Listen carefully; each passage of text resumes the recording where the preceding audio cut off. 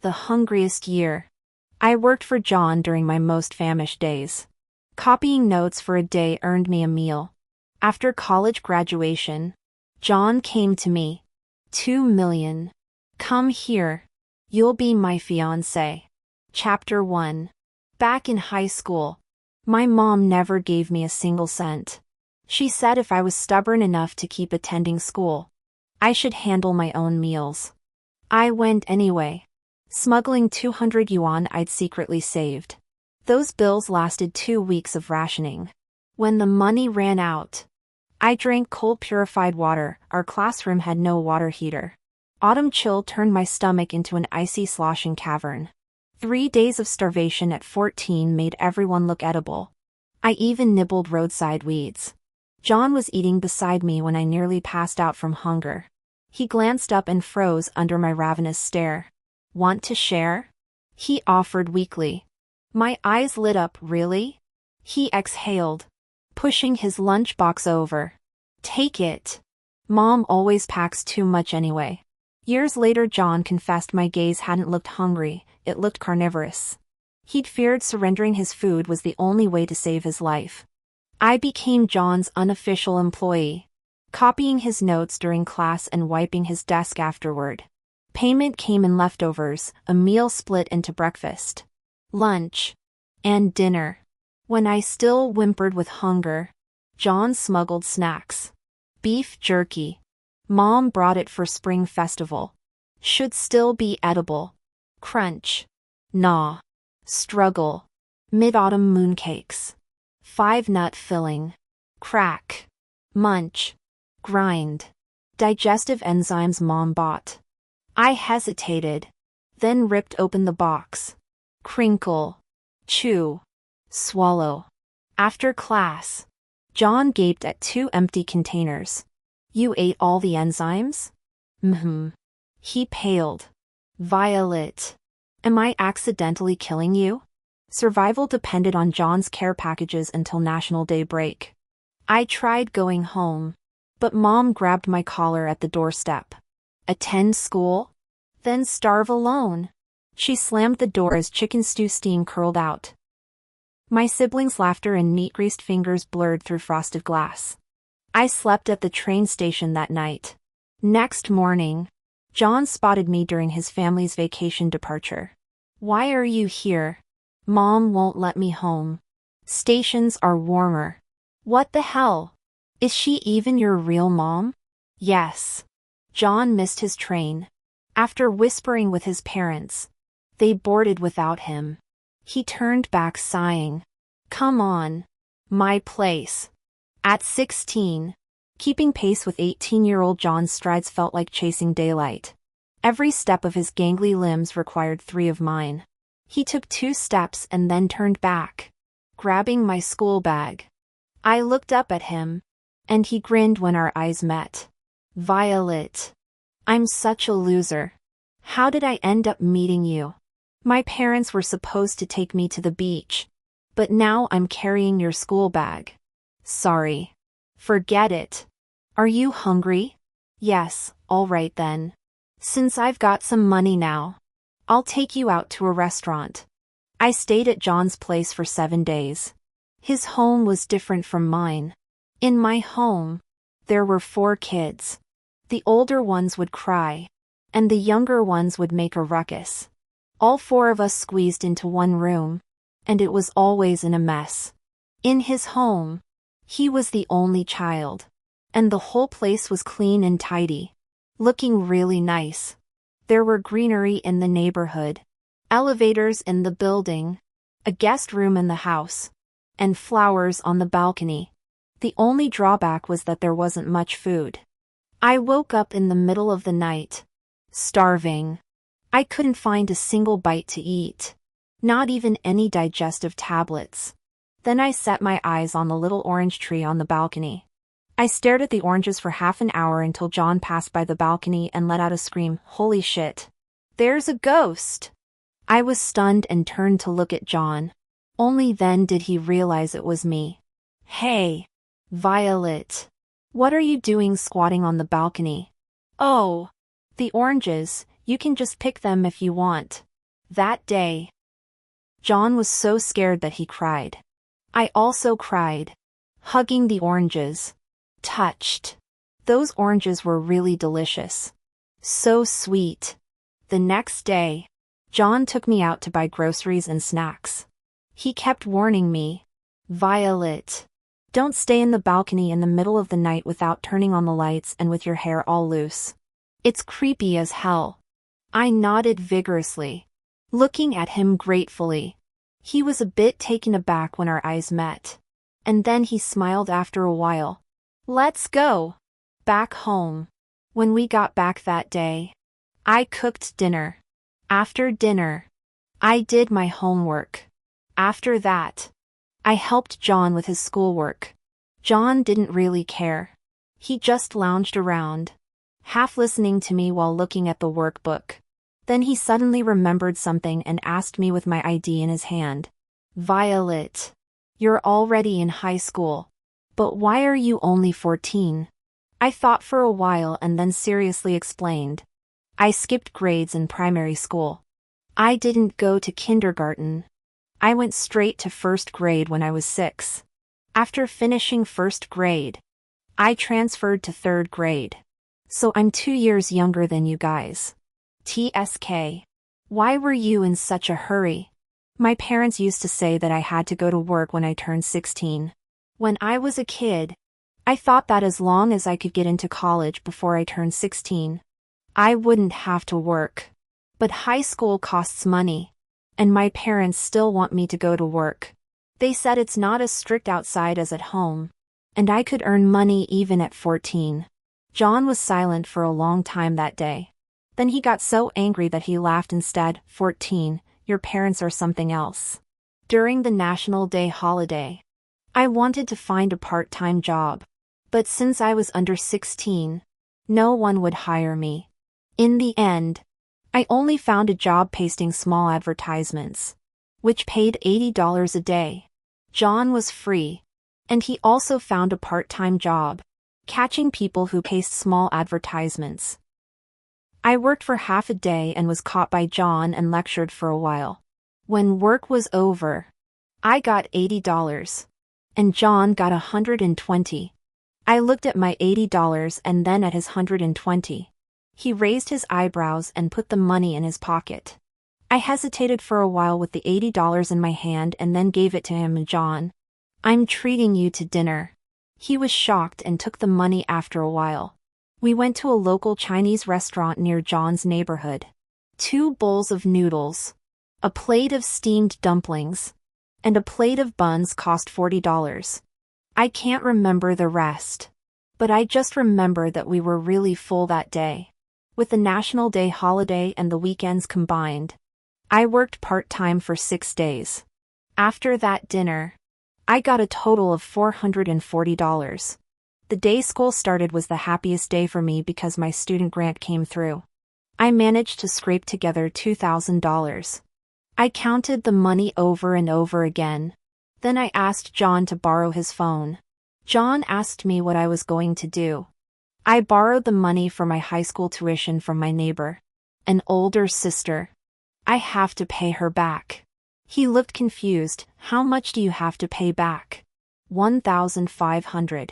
After paying back the money, I had $500 left. That $500 was enough for me to live for a month. And I could still find other part-time jobs on the weekends this month. I was back on my feet. I even bought myself a new school bag. My old one was so shabby with 3 or 4 knots on it. The new one cost $20 and was big enough to hold a lot. John sighed when he saw me that day. He was my classmate. After that, he still often brought me lunch, saying that his mom always cooked a lot, and it didn't matter to bring an extra portion. John was really nice. And so was his mom. After the National Day holiday, there was always a fried egg in every lunchbox he brought me. The kind with chopped scallions on top. One weekend later, John asked me, "Are you going home this weekend?" I shook my head. My mom won't let me. Great. Then pack up this afternoon and come to my place. Our school ran on a grueling schedule from 6 a.m. to 9 p.m. 6 days a week. Our precious Sunday only began after Saturday afternoon classes ended. That particular Friday, I rushed out at 5 p.m. with my backpack to meet John Wilson. Turned out his cousin Emily Wilson was getting married the next day. The Wilson family had already started pre-wedding preparations that evening. I helped John with decorations until dark. Ate communal stew from giant pots. Then bunked with his younger cousin Lily. Waking up past midnight, I found John slumped on the living room couch playing video games on his phone. "Can't sleep?" he mumbled when my shadow fell across his screen. The blue light highlighted the exhaustion pinching his features. "Mom's pushing me to transfer overseas," he confessed suddenly, fingers tightening around his phone. "Says my grades aren't cutting it here." The unspoken implication hung between us: this might be our last winter together. I stared at the popcorn ceiling later, wondering who'd split steamed buns with me during study hall if he left. The wedding dawned frosty and bright, squished beside Lily in the bridal party car. I gaped at the bride's intricate phoenix crown and embroidered red veil. Her mother pressed a crisp $20 bill into my palm with a wink, suddenly understanding why John needed a +1 for gift envelope collection duty. There he stood among groomsmen, teenage awkwardness transformed by a tailored suit. My breath caught when he waved me over after the ceremony, boyish grin returning as he dumped chocolate bars into my hands. "Come on, Vi. Let's raid the snack table before the uncles drink all the soda." He paused, snickering at my frilly bridesmaid dress and twin buns. Looking straight out of a fantasy game there. Cute though. The following months blurred with cram sessions. I maintained dual notebooks, one for my studies, another simplified version for John. Our classroom developed a silent barter system. My steamed buns circulated through rows of growling stomachs, returning as shared chips or spicy strips. By midwinter break, I'd squirreled away $2,000 from 12-hour factory shifts. New Year's Eve found us zipping across frozen rivers on John's scooter, dodging ice skaters and premature fireworks. When every restaurant closed, he dragged me to the Wilson family compound where 80 relatives crammed into 6 banquet tables. Amid the red envelope chaos, some auntie murmured, "That girl with John Emily's kid? Mrs. Wilson's niece, I think," came the reply, flushing scarlet. I thrust my cash haul at John by the fireworks pile. "These belong to your family, Violet. You absolute walnut." He stared at the money wad like I'd handed him a live grenade. "You earned every dollar helping Grandma fold dumplings all week." The first firework screeched overhead, painting his smirk in gold sparks. "Besides, you're basically family now." John shoved the money back into my coat pocket. "Just keep it. Step back. I'm lighting the fireworks now." The firecrackers came first. Then brilliant bursts of color lit up the sky. Everyone gathered around. John grabbed my collar to pull me further back. "Violet, make a wish? The new year's here. I want to be top of our class." "Dummy. You're not supposed to say wishes aloud." "Oh. Let me try again." As the new year arrived, I wished to stay as happy as last year. John didn't stay. Turns out you only get one real wish per year. Second wishes never come true. John left that summer after freshman year. I was working at the convenience store when he came in for cigarettes. I gasped. "You smoke?" He looked baffled. "We're in the honors class." "But you didn't actually think I was a good student, did you?" Our elite program had strict rules. Everyone earned their spot through exams, except John, the only one placed there by connections. He smoked outside the store. I asked if he'd eaten. When I offered my specialty grilled buns, he accepted. Watching him juggle the steaming bun between hands, then nibble it daintily once cooled, I almost laughed. After finishing, he wiped his mouth neatly. "Violet, how much?" "On the house." His smile crinkled the corners of his eyes. He left $3.25 on the counter. Keep it. We won't meet again. Goodbye. Violet. The electric scooter hummed into the distance. I stared at the money. Realization dawning. He was really leaving. The ache surprised me, maybe because no one would bring me lunch anymore. Sophomore year passed quietly between classes and odd jobs. When work dried up, I drowned myself in library problem sets. Full stomachs make survival possible. Sometimes I'd pause under the city's silk trees. Their pink blossoms raining down like perfumed snow, the same sweet fragrance clinging to John's clothes. Senior year began with my mother at the gates. Come home. Family emergency. I fled to our homeroom teacher. She's a senior. Mrs. Wilson told my mother firmly. No absences now. Mom left cursing. That lingering dread crystallized months later. They wanted me married off. With year-round cram classes. I couldn't work. Mrs. Wilson secured extra grants, free meals. Waived tuition. I didn't leave campus all term. On the first SAT day, my father lunged at the testing center. I barricaded myself in the security office. Textbooks trembling in my hands. The proctor's van felt like salvation that afternoon. 2 days later, freedom tasted like 6 watermelon slices from kind strangers. Then Dad's rested van screeched up. One scream earned a slap. Passers-by turned as he threw me inside. Dad? I whispered through swelling lips. Shut it. Mountains swallowed the city. My cracked voice tried again. Where are we going? His answer froze my blood. Since you hate working? To your wedding. I stared blankly out the car window as we drove deeper into the mountains. Dense forests pressing close on both sides. My parents were clever, with high school graduation behind me. The school wouldn't track my disappearance. Even if I vanished, no one would report it. That day I'd finally asked the question burning inside me. Dad, am I your biological child? Of course. Then why don't you or Mom love me? He spat. Ungrateful brat. Raising you cost us everything. With younger siblings to feed. How else could we afford their schooling if you don't marry? I could earn more through college, don't even dream about it. He cut me off. College kids never come back. When the car stopped, I played obedient, smiling through the humiliating appraisal like livestock. They gave my father 100,000 yuan. For 15 days I cooked dawn meals in the mountains. Then one misty morning at 4 a.m., I fled south through thickest woods while pursuers surged north. Surviving on 2 buns. I walked 4 days until hikers found me. They nearly took me to police but paused when I whispered, "Do you have internet?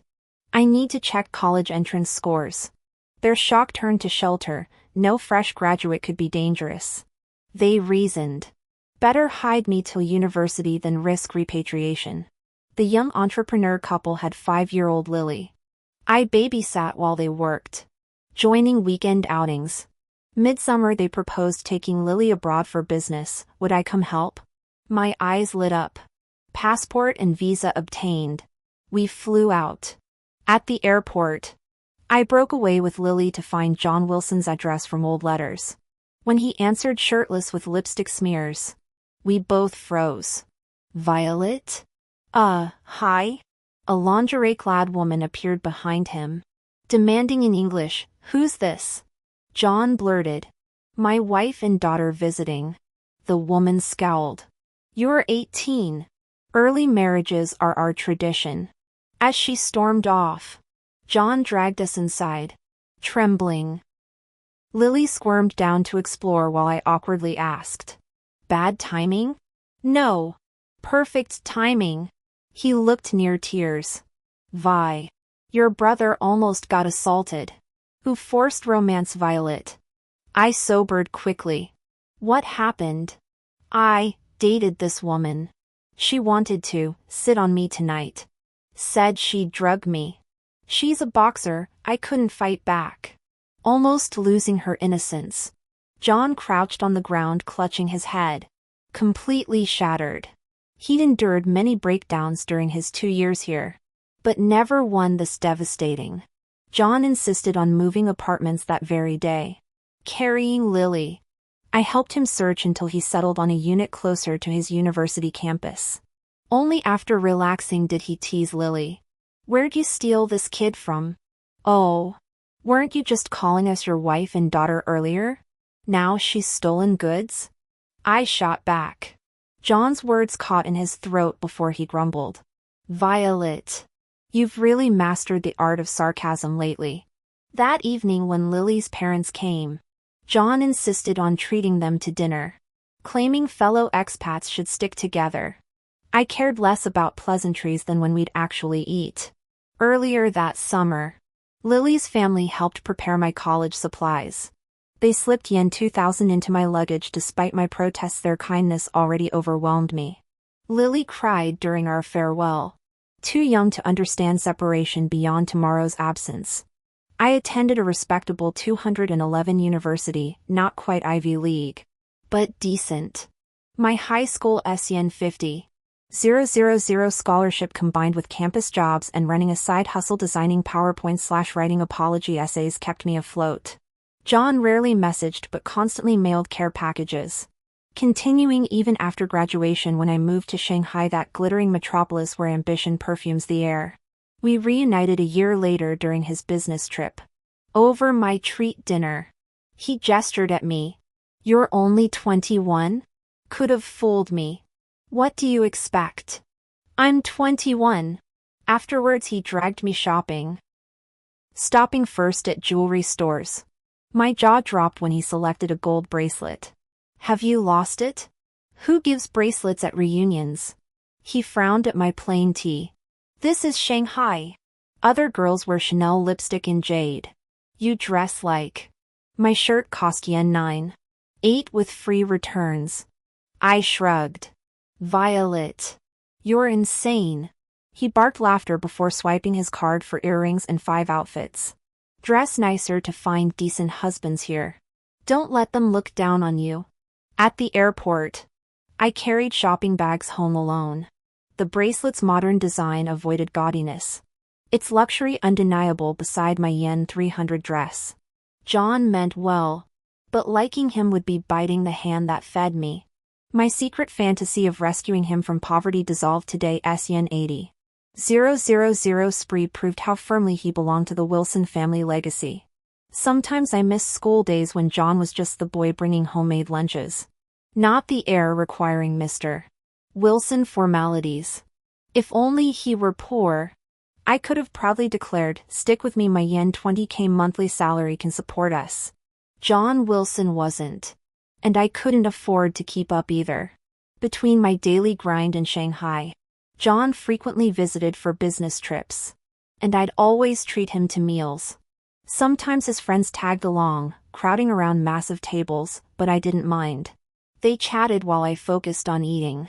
Later, John started dating a girl who loved shopping in Shanghai. I ended up hosting dinners for him, his girlfriend, their mutual friends, and even her friends' friends. Soon everyone knew John and I were close, yet no one suspected anything between us. To him, I was just a little sister. His gaze held zero ulterior motives. Though I technically hosted, he always paid for larger gatherings. Eventually, I moved on from my crush on John and began dating Ryan Clark, my team lead. Like me, Ryan was a triple nun drifter in Shanghai, no property, no car, no local residency. His greatest virtue was his kindness. From day one, I noticed his calm demeanor and emotional stability. In over a year, I never saw him angry. Gentle, thoughtful people naturally put others at ease. We dated for 6 months. John met him a few times, approvingly calling him decent. Yet Ryan and I still broke up. His warmth extended to everyone. And over time, that universal kindness eroded my sense of security. Our incompatible personalities made the relationship exhausting. After the split, I quit my job and left Shanghai for Shenzhen. John called to console me, don't overthink it. Relationships come and go. You'll find better. Slumped against my phone. I sighed. John. I'm done with dating. Even marriage feels like settling, two people tolerating each other forever. I'd rather stay single. He paused before replying. You just haven't met the right person. Right. I hung up. More defeated. My faith in love had flatlined. During my 6 months in Shenzhen, John visited several times, ostensibly to cheer me up post-breakup.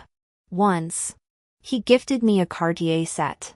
I casually tossed it by the door. Unaware. John stared in disbelief. Violet. Take care of that. It's worth over $30K. I scrambled to cradle the box like sacred treasure. Why the hell would you give me something this expensive? I didn't realize you wouldn't recognize Cartier. Thought all women loved pricey stuff. My fault. Apparently. Hugging the box. I laughed. Thanks. Anyway, when's your wedding? He avoided eye contact. Called it off. Why? Too costly. She burned through 6 figures monthly. Unsustainable. Rich people logic eluded me. My 9 to 9. 6-day workweek barely netted $30K annually, a sum I considered respectable. Violet.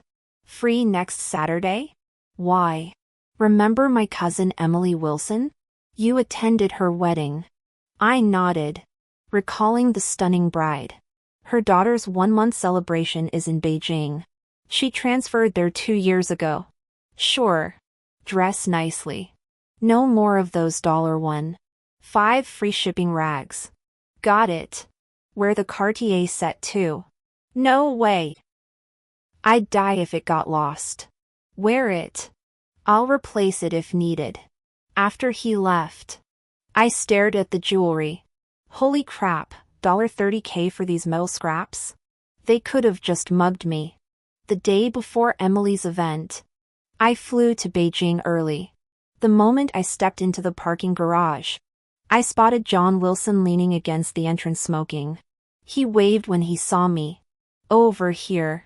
His driving was smooth, but we got stuck halfway on the elevated highway due to a 7-car pileup. Having pulled an all-nighter to finish a project, I could barely keep my eyes open. The traffic jam turned the passenger seat into a drowsiness trap. Before I knew it, I'd fallen asleep. When I woke to dimmed daylight, we were already in an underground parking structure. 4 hours had passed according to my phone. Are we here? My voice came out gravelly. John didn't look up from his mobile game. Headphones still on. MHM. Why didn't you wake me? You were dead to the world. When did you crash last night? All-nighter. I groaned, squinting at the concrete pillars outside. No wonder. Let's go sleep at my place. Wait, isn't this your cousin Emily's? My family moved to Beijing last month. Didn't I tell you? My eyes widened. Are your parents home? I didn't bring gifts. Relax. It's my own apartment. Just me. The minimalist loft greeted us with monochrome furnishings, sterile grays and sharp blacks. John tossed his keys on the quartz counter. Guest room isn't set up. Take my bed. I'll handle the spare room. I insisted, trudging toward the secondary bedroom. Empty shelves stared back, devoid of bedding. Where are the comforters? Closet. Duvet covers? Check my bedroom closet. Let me help. Post-shower John emerged in plaid pajamas while I channel surfed from the sofa. Sleepiness evaporated. He reached over suddenly, making me jerk away. Hands off my chips. Water droplets glistened in his hair as he chuckled. Always so territorial about snacks. Huh, Violet? Damn right. I crunched defiantly. Hold still. His fingers brushed through my hair, deftly securing it with a hairpin. Learned this hairpin bun last week. Don't stab my scalp. Not everyone's as clumsy as you. The mirror revealed an elegant updo. I flashed a thumbs up. Not bad. Go change into that cheapo. Dinner reservations in 20. The pearl gray silk dress hugged my frame perfectly, paired with crystal-embellished stilettos John had laid out. I took a few steps in front of the mirror. The dress practically begged to be twirled in. I admired my reflection until footsteps approached outside. John. I called out. Could you grab that Cartier set for me? Before the words fully left my lips, a shrill female voice pierced through the door. John. Who's that in your room? Which little tramp are you cheating with? I knew money wasn't the only reason you dumped me. You never cared when I spent thousands before. Lily. John's voice turned icy. We're done. Get out. Not until I see her. The bedroom door burst open as Lily charged in. Her eyes darted around wildly. Where is she? I heard someone talking. She yanked open the closet, peered under the bed, checked behind doors, all while I clung trembling to the air conditioner unit outside the window, my stilettos dangling precariously from one hand. After Lily stormed out, John locked the door and opened a discreet panel in the wall. Violet. He sighed, carefully helping me down from my ridiculous perch. Why were you hiding on the AC unit? I panicked. I sniffled, shoes still clutched to my chest. When she barged in, I suddenly felt like the other woman getting caught. My legs just moved on their own. We broke up weeks ago. His thumb brushed away my smudged mascara. And you're not. But I'm not anything to you. The realization hit like cold water. Why did I hide? We're not even. John's lips pressed into a thin line. Let's go. Where? Burberry's releasing new pieces that'd pair beautifully with your cheongsam. He steered me toward the door, adding under his breath. And we're getting you proper hiding spots. The next 8 hours blurred into salon appointments and fabric swatches. By midnight, I could barely keep my eyes open. John half carried me back, his grip firm on my collar like a scruffed kitten. When I stumbled toward the guest room, he redirected me to the master suite. Bed's broken in there, he claimed, avoiding eye contact. I'll take the couch. I crashed into his linen-scented sheets. Hours later, moonlight woke me. Padding to the living room, I found John sprawled on the sofa. His eyes flew open when my shadow fell across him. Can't sleep? He rasped. The day's events suddenly crystallized. John, what did you mean earlier? About me not being not anything? The silence stretched until he finally sat up, moonlight etching the planes of his face. The guest bed isn't actually broken. My breath hitched. So why? Because his throat worked. Knowing you're sleeping in my room, that I'll see you first thing tomorrow, it makes everything feel right. Like you belong here. Not as a guest. My knees gave out. I sank beside him. You could have just asked me to stay. His laugh sounded broken. You kept introducing me to your boyfriends. I thought, maybe you wanted me as just a friend. Those were decoys.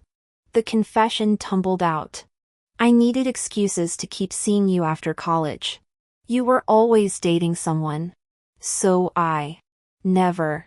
His hand found mine. Those women, I was trying to understand why being with them felt wrong. Why every relationship made me miss you more. The air between us crackled. My pinky tentatively hooked his. Your couch looks uncomfortable. John's breath stuttered. Violet. Just sleeping. I whispered, tugging him toward the bedroom. Promise. As we lay facing each other in the dark, his fingers brushed a curl from my forehead. You knew, didn't you? All those years. Hopeful guessing. I admitted. Heart hammering. Why else would the mighty John Wilson learn braid styles from YouTube? Or remember my coffee order from sophomore year? His choked laugh warmed my cheek. You're the only one who calls me by my full name. John Wilson. I tested, delighting in his shiver. John Wilson who? The rest got swallowed by a kiss that tasted like 12 years of stolen glances and third-wheel dinners. When we finally broke apart, his forehead rested against mine. Stay. He breathed. Not just tonight. Outside, dawn painted the sky in watercolor hues. Inside, 12 years of maybes crystallized into a single certainty. I really like you. Don't hide. Don't be scared. The banquet ended that day. I hadn't seen Mrs. Wilson in years. She recognized me instantly. Violet. Isn't it? Auntie. It's me. Long time no see. You look more elegant than ever. Mrs. Wilson smiled. Honestly, John took after his mother clean-cut features with that hint of aristocratic pride. When will you come over for dinner? She asked. I grinned. Of course. Thank you for all those meals and omelets you made me back then. Oh, the omelets. I almost forgot those were John's doing. He thought cooking was embarrassing. Made me swear to secrecy. Mom, what are you talking about? John approached, slinging an arm around my shoulders. Mrs. Wilson glanced between us and finally chuckled. Bring her home for dinner soon. The girl still remembers your omelets. Mrs. Wilson left. John froze, then nuzzled his cheek against my hair. Violet. I turned, stood on tiptoes, and kissed him. His face burned crimson. What the hell? You punk. Don't like it? I won't do it again. I like it. John pulled me into a shadowed alcove. Between ragged breaths, he crushed me against him. Violet, why didn't we start dating sooner? Too early. We were broke back then. Even if you'd stripped naked, I'd just wonder where my next meal came from. His laughter vibrated against my neck, fingers interlacing with mine. I love you. Epilogue 1, John's Journal. John never saw the point of journaling. Not until he rediscovered his notebook overseas. September 1st. Sunny first day of freshman year. Got a new desk partner, this tiny girl swimming in oversized clothes. Says her name's Violet. September 15th. Cloudy Violet looks half-starved. Gave her half my lunch. Mom says doing good deeds builds character. Guess this counts. September 18th. Drizzle raining today. Violet ate 2 packs of digestive tablets.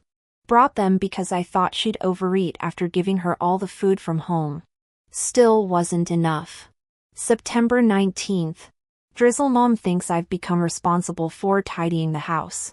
Truth is, I gave every edible thing to Violet.